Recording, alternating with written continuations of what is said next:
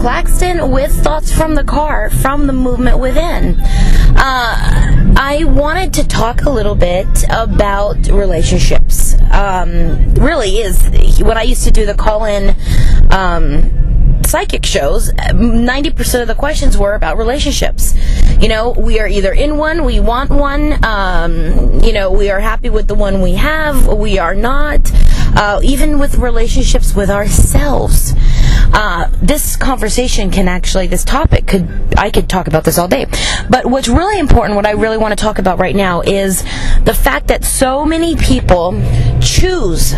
Okay, people don't realize how important and how powerful choices are. They choose to stay in unhealthy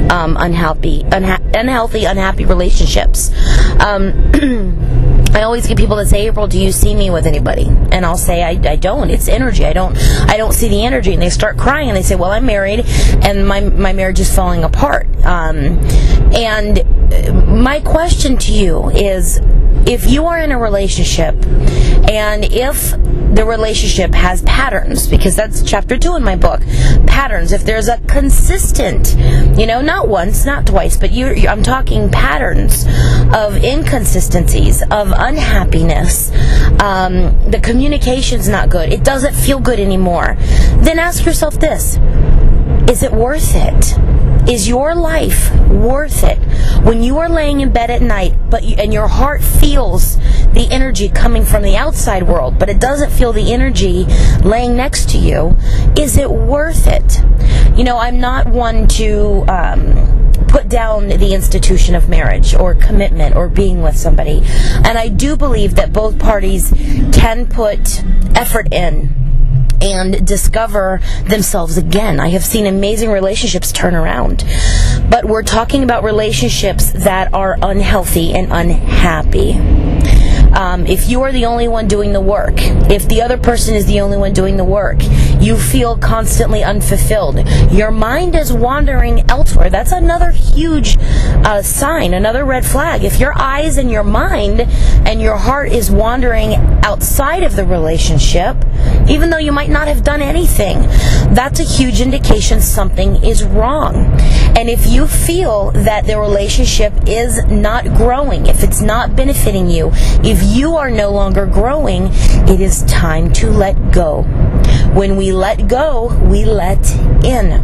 But a lot of us stand paralyzed because of fear. Fear of change. Fear of hurting somebody. Fear of not the unknown. What's going to happen? How am I going to provide? And also fear of what others may think. Fear of becoming a failure. I know a lot of people who are in their religion. They get married and it's a sin to get divorced. But I ask you, what's more of a sin? Getting divorced and finding happiness, or getting staying married and being unhappy? I always said when I was married previously that I would much rather be alone and happy than unhappily married. And you know, nothing against my ex-husbands. We had just grown farther apart from each other. And we were not happy. We just weren't happy. And I left. And, you know, we dissolved the marriage. And I found happiness. And had I laid in bed each night and hung on to something that wasn't hanging on to me, I would have lost myself completely. But when we lose ourselves, we can always find our way. So just take this as food for thought, thoughts from the car, and remember that everything you want comes from basic choices, from the choices you make. And you can and do deserve a healthy, happy relationship that does wonderful, healthy, happy things to you. Always in love and light, themovementwithin.com. This is April with Thoughts from the Car.